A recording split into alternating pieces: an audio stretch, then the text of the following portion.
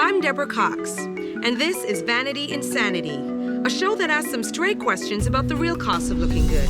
Why are we so obsessed with beauty? This time on Vanity Insanity. So when I was injured, I was 18 at the time, just beginning to really blossom. I was 36, 24, 36, 5, 7.5, 110 pounds, the ideal of California beauty, but I had no idea what to do with it. I was scared to death of sex. Well, I would say that, quite frankly, that I personally and the magazine were delighted by the arrival of the bikini. So often, beauty is confused with the illusion of beauty. But more and more, there are those who challenge us to see beauty in an entirely new light. Just watch and see on Vanity Insanity.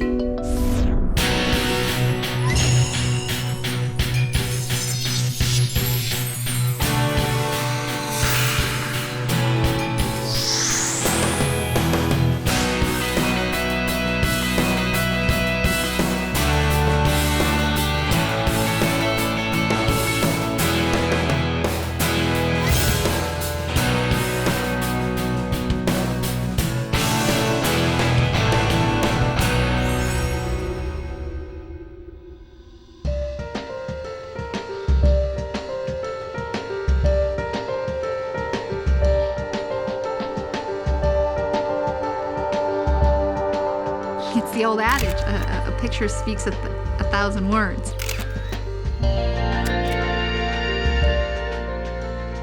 The words are there, you can read them, but the impact of the photograph and the process of making the photograph, it's personal, and yet it's public. And that's me. I'm a person that likes concrete objects to help me feel grounded, and photographs do that.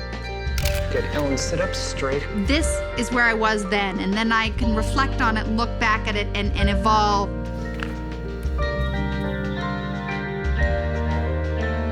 Okay, good. Okay, here we go. I do think that posing nude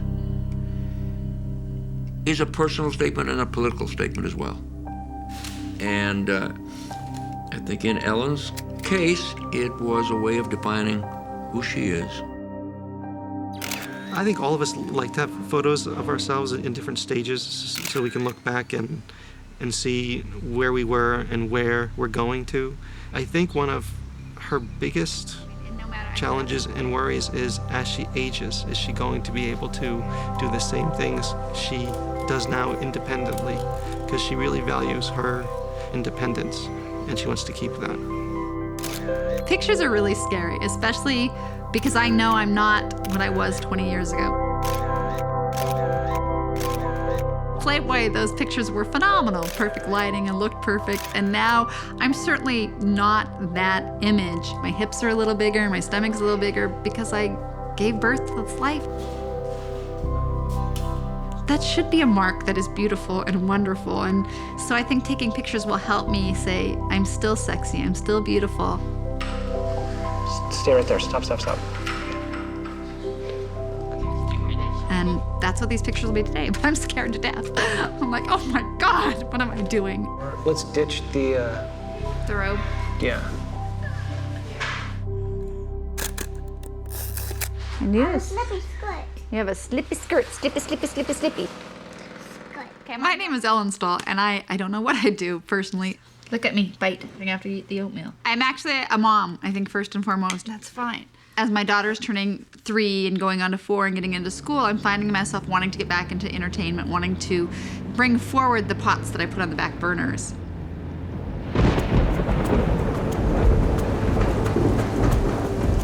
It was the first rain of the season, so the roads were wet and the oils were coming up. I drove way too fast around a freeway interchange. I lost control, I hit oil.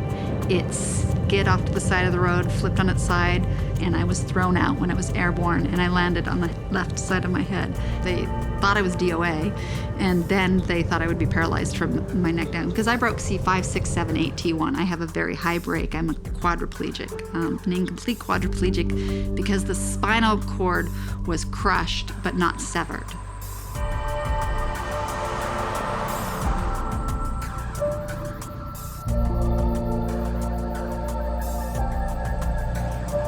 So when I was injured, I was 18 at the time, just beginning to really blossom.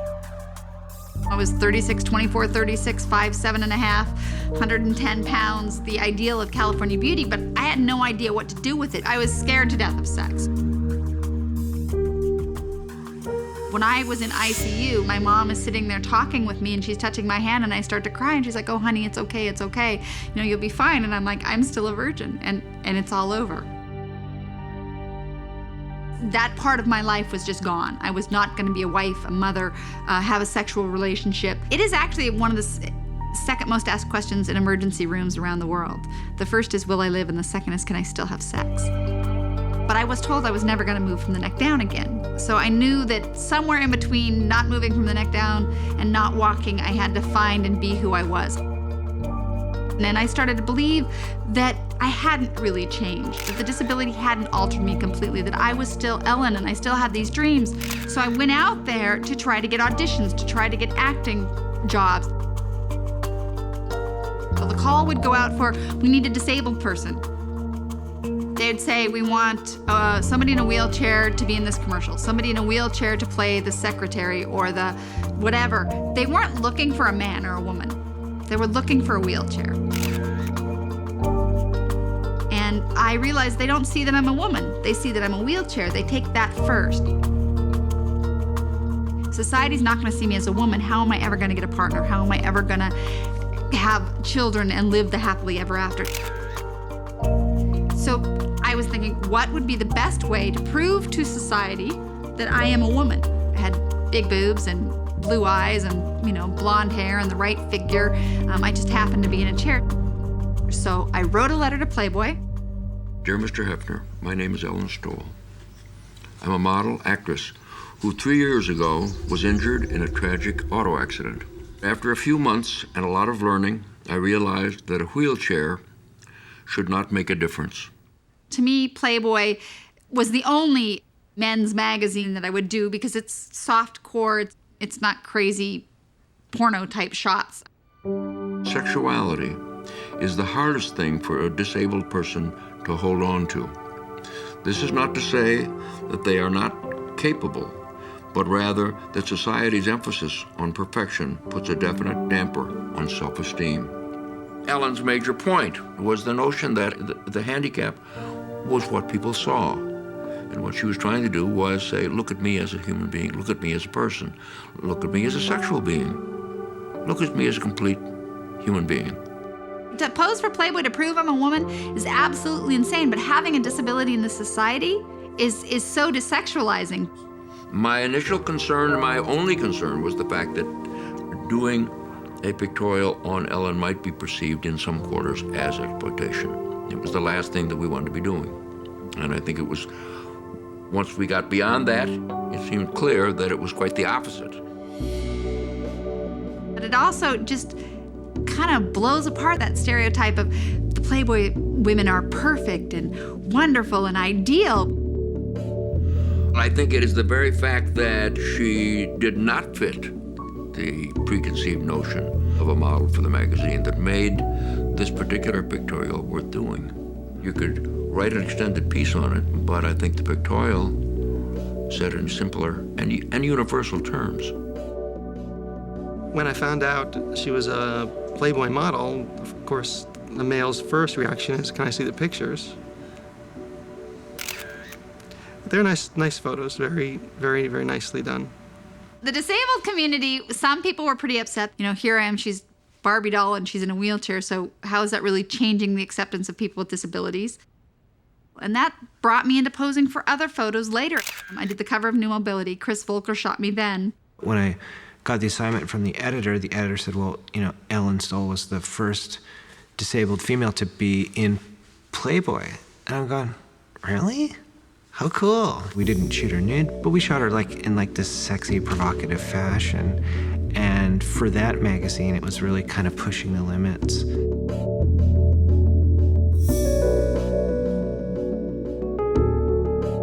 Subsequently, we've done other sessions. When she was pregnant, we did a really special series of photographs. We shot her draped in silk. But it's a wet silk.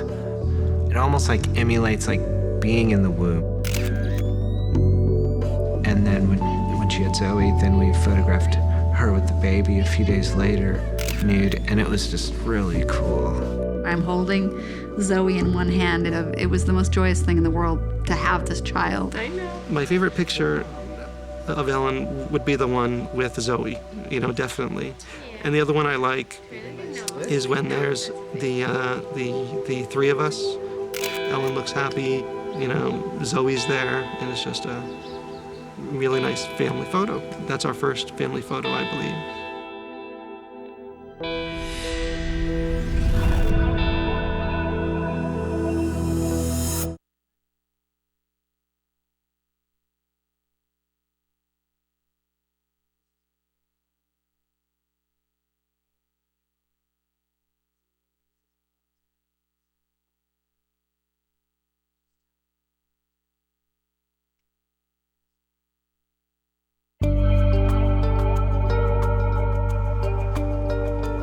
Definitely need to do it for 2 years. I can take this off. Cell phones. Yeah. Boobs are back. Very thick boobs. Yeah, I keep seeing like these old it's just like, was that really necessary? I'm scared to death to shoot with Chris.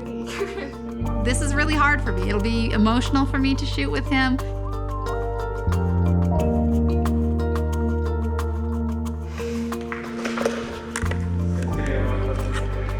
Okay, so we're at 8? Okay, that's fine. Taking off the robe, of course, is the initial, okay, here's my body. Yeah.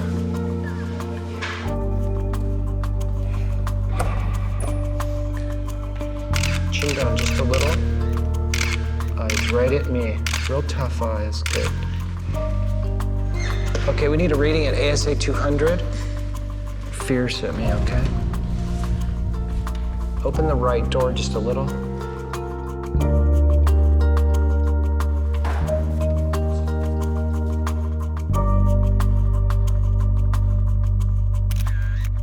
Melanie, can you fix her hair right there? That's where it's coming out. Once you start moving and once you hear the photographer say, oh, that's it. Oh, look at that pose. Look at this. It's really cool. It's like you have one amputated leg. It's awesome. Chris is very good about getting you comfortable. And once I was comfortable, I wasn't scared anymore. Can I have Brandon covered 24/70? Probably one of the only people in the world that can F a lady. I feel that when I'm photographing disabled individuals, in a certain way, it's sort of a reflection of myself, too. The mud was phenomenal. It was just so earthy. It gave me a good sense of my body as it is, with the stomach that's not flat, with the things that sort of meld together in the mud, and just an earthy sense of I am still a woman, and that is what is beautiful about me. She has days where she looks at her body and I can tell she's not happy with it. I see her squirming in her chair a little bit or sitting up in her chair. Yeah. And I think it's the changes any mother would go through after having a child. And good. Okay. All right. 8 to the 30th. Okay. Well, that's gonna be a little. Okay.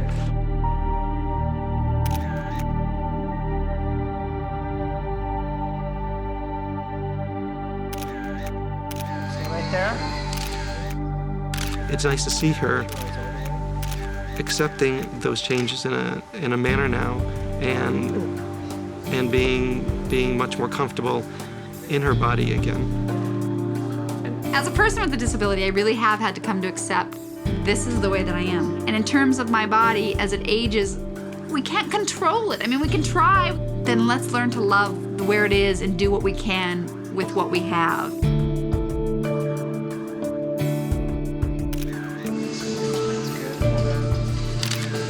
That's cool. Reach your arms in. Okay, stay right there. That just makes life a lot more comfortable and easier, and facing things a lot more realistic.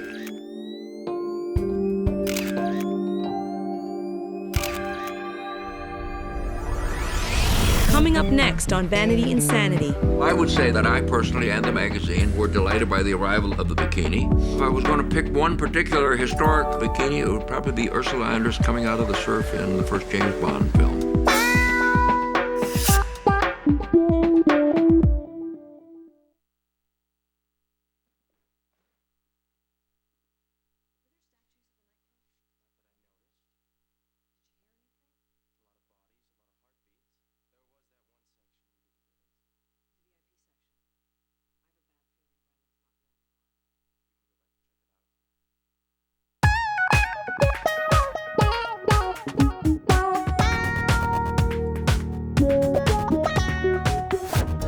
First of all, it's the 60th anniversary of the bikini, so happy birthday, bikini. I really wanted to explore this world of the bikini and, you know, everything that's attached to it. Well, I would say that, quite frankly, that I personally and the magazine were delighted by the arrival of the bikini. Why do people like bikinis? Show a little skin? It's like wearing lingerie at the beach. Nudity is, you know, there's no allure. There's no mystery behind it. But the bikini, it, you know, conceals and it reveals. There's an element of mystery to it. You know, with one little pull that string, ding, the bathing suit's off. The allure of the bikini, I would say, has to be the style and the way it captures your curves. The bikini is very figure flattering. An attractive woman looks better in a bikini than she does in a regular bathing suit. It depends on the woman and depends on the pose. I think what the bikini has done to transform the idea of beauty is amazing, because the bikini has allowed for the female body to shine. Ow. Is it hot out here? Is it hot out here? The bikini has been crucial to beauty pageants because that really was the core of the beauty pageant, to show if you were good in a bikini, you were beautiful. And you see women all over the world, there's always a bikini contest. I think I'm just more doing it for the exposure. If someone were to see me and see if they like my look. When I'm in front of a lot of people, we're in bikinis and there's nothing really left to hide. I find that I gain more confidence every time I do it. I love the touch and feel of fabric. The bikini was born in 1946 in Saint-Tropez by a man, a mechanical engineer named Louis Réard. And he not only created the bikini, but he created a new kind of bikini. This bikini was attached by string and was made out of newspaper. And it was shown on a nude dancer because no respectable woman would wear the bikini. Louis Réard called it the bikini after the Bikini Atoll, because it was a huge sensation. And so Louis Réard thought this is the biggest sensation since the testing of the atomic bomb. He was replacing what we'd known as the two-piece. What he really exposed was the zone of contention, the erogenous zone, the navel. America freaked out by the bikini. It was a huge deal. It took a number of years for the bikini to be accepted on public beaches in America. A great many Americans were offended by the very appearance of a navel. We'd seen the hips, we'd seen the shoulders, we'd seen the breasts, but we'd never seen the navel, this erogenous zone. I saw bikinis in person for the very first time when I went to the Cannes Film Festival in 1959. And I actually purchased a number of them and brought them back, and the girls wore them at the Playboy Mansion. In the 50s, they were more the surf bikinis, which, you know, most of them were not as provocative as the 1946 bikini. They were very similar to a two-piece. They were more constructed. But with the advent of Lycra, all of a sudden the bikini changed. So we could do cartwheels in our bathing suits. We could actually run, and the bikini would stay with us. Well, if I was going to pick one particular historic bikini, it would probably be Ursula Andress coming out of the surf in the first James Bond film.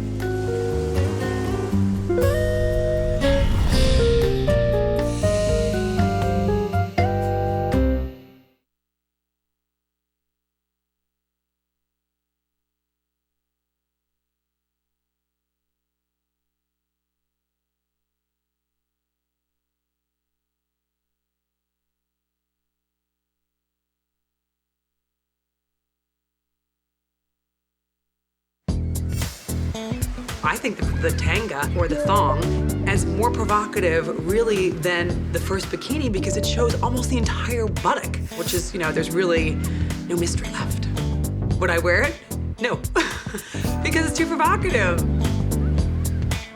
I think that the bikini for men has taken so many turns, some for the better, some for the worse. The bikini, in its origin, was made for swimmers in the 70s, swimmers like Mark Spitz. But then, what all the men think about is the surf culture. You know, men really feel more comfortable in the surf trunk because it's something that a young teenager can wear and he's not exposing himself.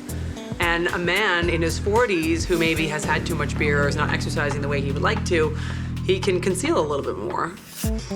I think the bikini helps me out a whole lot when it comes to attracting women. Oh, they get high on it. Women get high on bikinis on dudes that bodybuild. They just like giggling and laughing at my bikini and pointing and taking pictures and running. Well, you know, I have no problem with Speedos as long as they're on swimmer bodies. There used to be this fat, saggy, creepy old guy who came down here in a yellow thong that my girlfriend called a banana hammock. And I was like, oh my God. It's mainly old guys, and they wear what I call slicers. Those are the ones that you don't want to wear. Those are like the scary ones, you know, they'll cut you in half when you're walking. There's so many different kinds of suits now that, you know, you can choose to be anyone you want. You can be the Bond girl, you can be the cool 70s girl, you can be the Brazilian, you know, woman if you want. You can be, you know, the 80s athlete. You can really be anyone you want. My bikinis in the past have kind of changed in terms of I've gone through the whole 50s look, the whole Marilyn Monroe look, the polka dots, you know, the plain brown with the bling, silver, gold things on it, to, well, the one that I'm wearing now, which is lingerie, which apparently is the new type of bikini. The bikini is definitely ultimate symbol of, oh my God, here I am on vacation.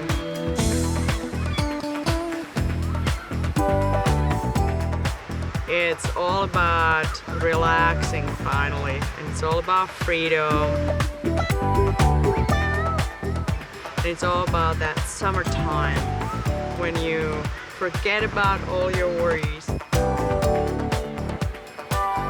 Bodies and sea and sand and sun. And bikini is great because, yeah, you just kind of you put it on and here you are. Now we got Aaron. Aaron's got some sparkle. Brooke's been at the Playboy Mansion, partying it up. Without any further ado,